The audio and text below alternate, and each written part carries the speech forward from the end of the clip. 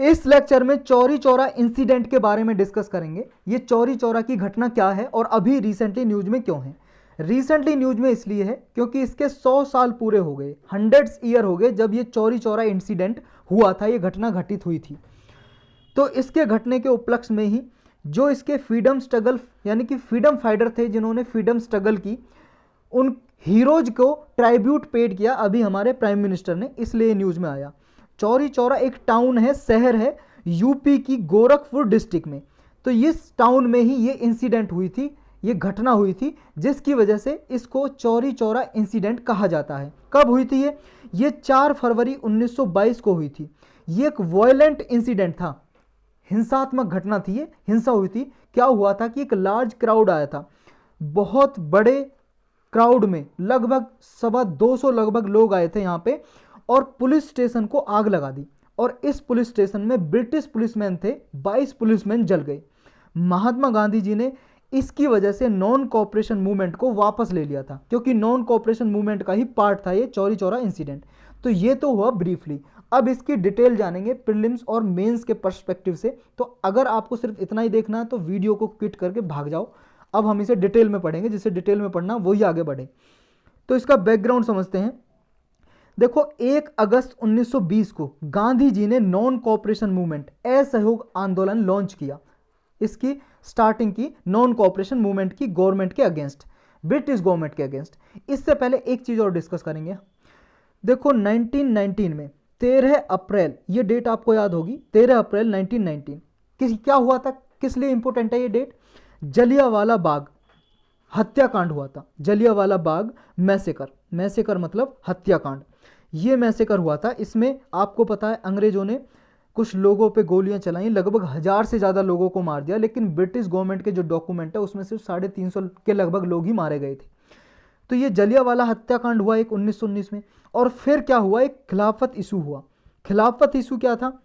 खिलाफत इशू ये था, देखो आप सबको पता है 1914 से लेके 1918 तक फर्स्ट वर्ल्ड वॉर हुआ, जिसमें ब्रिटिश गवर्नमेंट ने जो टर्की है ना, तुर्की देश आपने पढ़ाई होगा कहाँ पे तुर्की देश। तो तुर्की देश है जो, वहाँ के जो ऑटोनोमन एम्पायर था, ऑटोमन एम्पायर था, साम्राज्य था, ऑटोमन साम्राज्य, उसको हटा दिया क्योंकि तुर्की हार गया था फर्स्ट वर्ल्ड वॉर में। तो यहाँ पे फिर कमल अतातुर्क की गवर्नमेंट लेके आए, यानी कि डेमोक्रेटिक गवर्नमेंट सेटअप करने की यहाँ पे प्लानिंग कर दी पूरी, और ऑटोनोमन एम्पायर को हटा दिया। और ऑटोमन एम्पायर को पूरे वर्ल्ड वाइड मुस्लिम इसे अपना एक तरह से लीडर समझते थे, अपना लीडर, यानी कि एक तरह से रिलीजियस लीडर, धार्मिक गुरु की तरह मानते थे कि जो ये आदेश देते हैं पूरे मुस्लिम वर्ल्ड में वो अडॉप्ट किया जाता था। और हमारे देश में भी मुस्लिम पॉपुलेशन बहुत ज़्यादा थी और अभी भी है। तो मुस्लिम जो लीग थी उसने क्या है, स्टार्ट कर दिया इसका विरोध करना, और ब्रिटिश गवर्नमेंट से डिमांड करने लगी कि ये ऑटोनोमन एम्पायर को दोबारा से रिस्टोर किया जाए टर्की में। फिर भाई साहब ये खिलाफत मूवमेंट चला दिया उन्होंने। किसने? मुस्लिम लीग ने खिलाफत मूवमेंट चला दिया। मुस्लिम लीडर्स ने, मुस्लिम लीग ने, जो मुस्लिम लीग एक पार्टी बनी थी 1906 में, आपने पढ़ाई होगा, जैसे कांग्रेस बनी थी 1985 में। तो इसी तरह से मुस्लिम लीग बनाई। अंग्रेजों ने डिवाइड एंड रूल का गेम खेल के लोगों को बांट दिया धर्म के आधार पे, और मुस्लिम लीग बनाने के लिए मुस्लिम लोगों को प्रमोट किया। तो ये मुस्लिम लीग ने खिलाफत मूवमेंट चलाया। अब यहाँ गांधी जी को मौका मिल गया, क्योंकि ये चलाया था 1919 के लगभग ही खिलाफत मूवमेंट। अब गांधी जी को मौका ये मिल गया कि ये गांधी जी गए और खिलाफत मूवमेंट को सपोर्ट किया, कि मुस्लिम लोगों को सपोर्ट किया, और कांग्रेस को भी बुला के लेके आए, कांग्रेस ने भी सपोर्ट किया। अब जब कांग्रेस सपोर्ट कर रही है तो फिर कांग्रेस भी और महात्मा गांधी भी, फिर 1920 में भाई साहब गांधी जी ने ये सारे इशू एक में मिला लिए, और ये डिमांड करने लगे कि ब्रिटिश गवर्नमेंट भारत से निकल जाए और यहाँ पे हमारी गवर्नमेंट बने। सेल्फ रूल की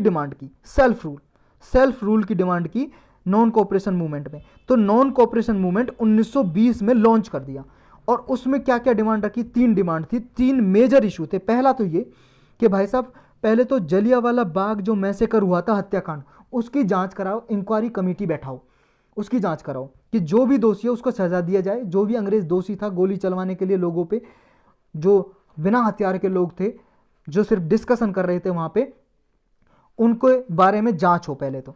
दूसरा इशू यह था खिलाफत इशू, कि जो खिलाफत इशू है ये खिलाफत मूवमेंट की वहाँ पे ऑटोमन एम्पायर है जो दोबारा से रिस्टोर किया जाए, इनकी डिमांड सुनी जाए। तीसरा इशू सेल्फ रूल ही था कि सेल्फ रूल भाई साहब आज़ादी जो हमें छोड़ के जाओ हमारा भारत, तो ये था। तो अब आते हैं यहाँ पे कि नॉन कोऑपरेशन मूवमेंट 1 अगस्त 1920 को लॉन्च कर दिया। इसमें जो मेथड अपनाए गए थे, क्या क्या तरीके अपनाए गए थे, इसमें डिमांड की पहले तो स्वदेशी को प्रमोट किया कि अपने ही देश में बने हुए, अपने लोगों द्वारा बने हुए कपड़े, कोई भी माल यूज करें, सारे देश स्वदेशी हो। और बॉयकॉट ऑफ फॉरेन गुड्स, जो विदेशी माल है, वस्तुएं, उनका बॉयकॉट करो, बहिष्कार करो, उनको यूज मत करो, लोगों को ये बताया।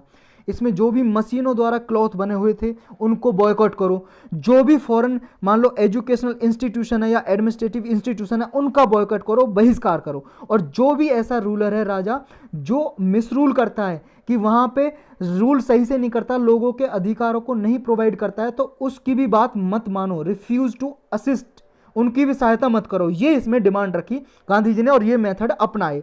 नेक्स्ट इसमें ये रहा कि विंटर आते आते 1921 और 22 के बीच में जो भी वॉलेंटियर थे कांग्रेस के और जो खिलाफत मूवमेंट के जो वॉलेंटियर थे, उन्होंने एक नेशनल वॉलेंटियर कॉर्प बना दी। नेशनल वॉलेंटियर कॉर्प यानी कि पूरे देश में फैल गए एक तरह से और प्रमोट करने लगे असहयोग आंदोलन का।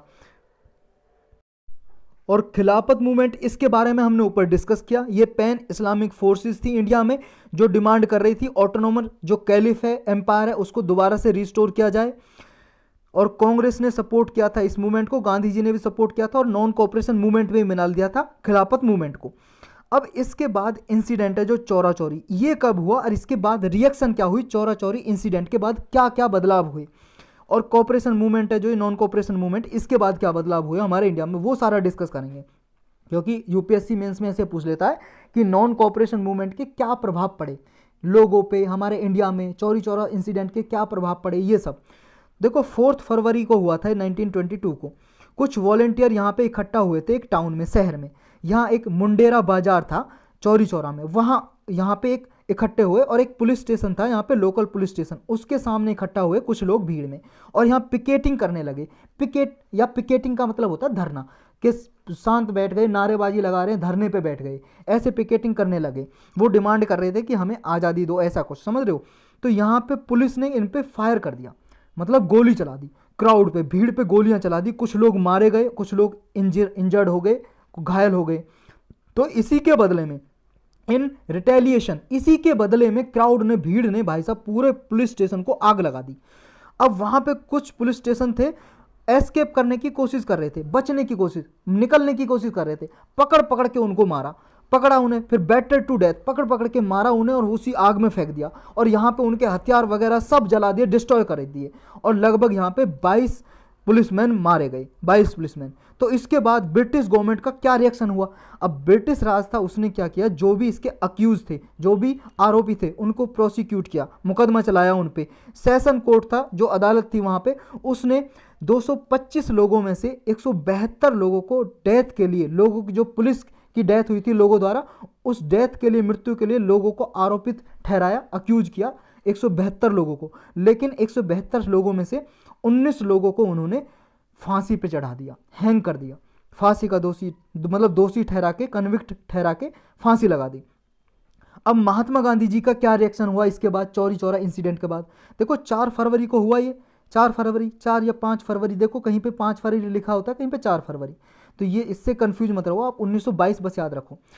तो महात्मा गांधी ने तो भाई साहब इसको कंडेम्ड किया, निंदा की। क्यों? क्योंकि महात्मा गांधी तो वॉयलेंस चाहते ही नहीं थे ना, वॉयलेंस के बिल्कुल खिलाफ थे। वो तो हिंसा नहीं चाहते थे, मार पिटाई, ये झगड़ा कुछ नहीं चाहते थे, वो नॉन वॉयलेंस को सपोर्ट करते थे, अहिंसा को। तो उन्होंने इसको क्राइम की तरह, पुलिसमैन की जो किलिंग की है, इसको क्राइम बताया, अपराध बताया। और जो वॉलंटियर ग्रुप थे नियर बाई विलेजेस में, उनको बैन कर दिया। चौरी चौरा जो इंसिडेंट था, इसके लिए चौरी चौरा सपोर्ट फंड बनाया और इसके लिए इसको डेमोन्स्ट्रेट किया, एक फंड बनाया, इसमें मनी डाली, जो लोग मारे गए थे वहाँ उनके सिंपैथी के लिए, और जो जिन लोगों ने मारी थी, भीड़ ने पुलिस वालों को मारा था, कि वो अटोनमेंट करें, पछतावा करें अपने किए का, इसके लिए फंड बनाया। गांधी जी ने फिर डिसाइड कर लिया कि अब नॉन कोऑपरेशन मूवमेंट को बंद कर दूंगा मैं, तो बंद कर दिया, बंद करने का अनाउंस कर दिया। तो उन्होंने बंद किस हाल पे किया, उन्होंने कहा कि इसमें वॉयलेंस हुई है, हिंसा हुई है और मैं हिंसा के बिल्कुल खिलाफ हूँ। तो इन्होंने कांग्रेस वर्किंग कमेटी को कहा और अपनी विल बताई और इसको 12 फरवरी 1922 को बंद कर दिया नॉन कोऑपरेशन मूवमेंट को। तो ये डेट आपको याद रखनी है, कई बार पूछी जाती है एग्जाम में। 12 फरवरी 1922 को नॉन कोऑपरेशन मूवमेंट को बंद कर दिया, सस्पेंड कर दिया। अब गांधी जी ने ये जस्टिफाई किया, ये कहा कि भाई साहब मैं नॉन वायलेंस के, अहिंसा के बिल्कुल खिलाफ हूँ, इसलिए मैंने ये बंद किया, मैं हिंसा नहीं चाहता।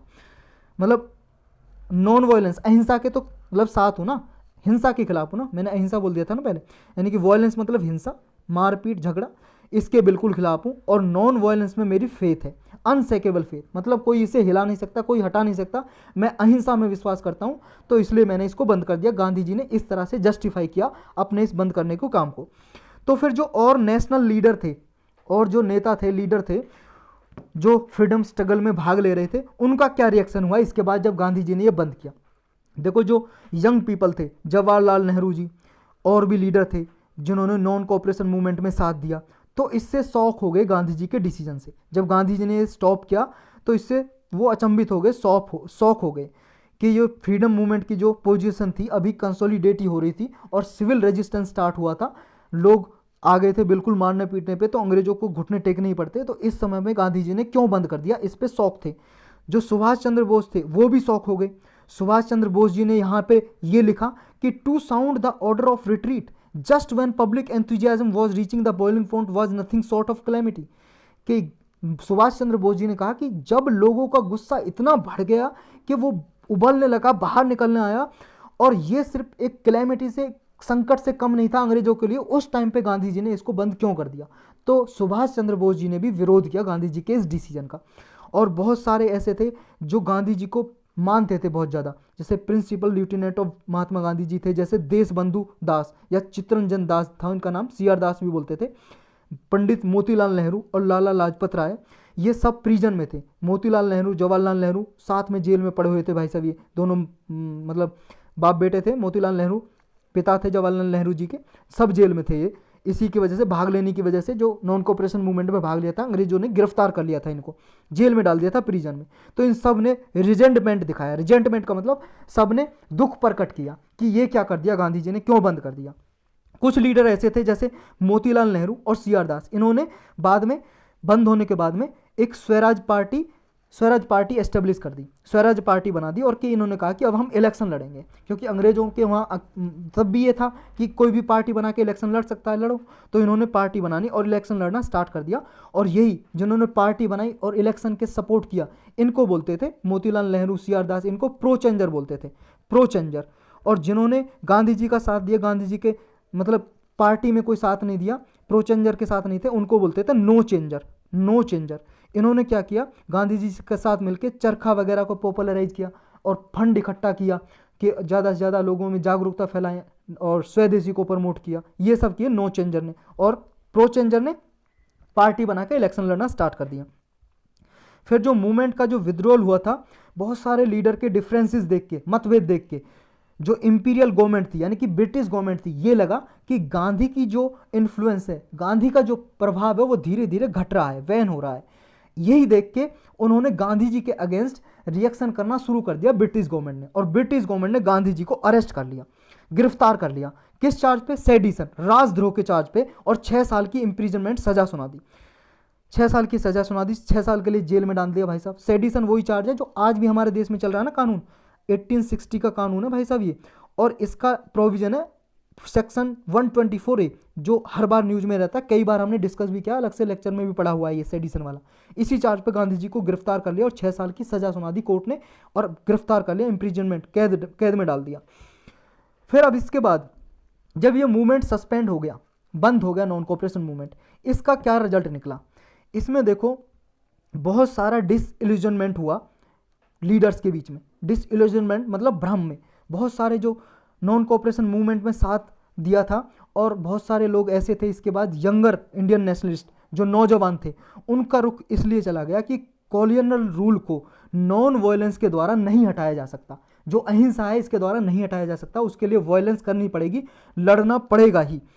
तो इन्होंने क्या है, जो पैट्रियट्स थे, ये देशभक्त थे, जो यंग नौजवान थे, वो इम्पेशेंट थे बिल्कुल, वो सब्र करना नहीं चाहते थे। उन्होंने क्या किया, उन्होंने रिवोल्यूशनरी एक्टिविटीज़ करना स्टार्ट कर दिया, और इसमें बहुत सारे नाम हैं, जैसे जोगेश चैटर्जी, राम प्रसाद बिस्मिल जी, सचिंद्र सन्याल, सचिंद्रनाथ सन्याल या सचिन सन्याल इनका नाम है, अशफाकुल्ला खान, जतिन दास, भगत सिंह जी, भगवती चरण वोहरा जी, मास्टरदा सूर्य सेन जी और भी बहुत सारे। ये सारे रिवॉल्यूशनरीज इस नॉन कोऑपरेशन मूवमेंट के बाद उभर के आए और इन्होंने रिवॉल्यूशनरी एक्टिविटीज़, क्रांतिकारी एक्टिविटीज स्टार्ट कर दिया।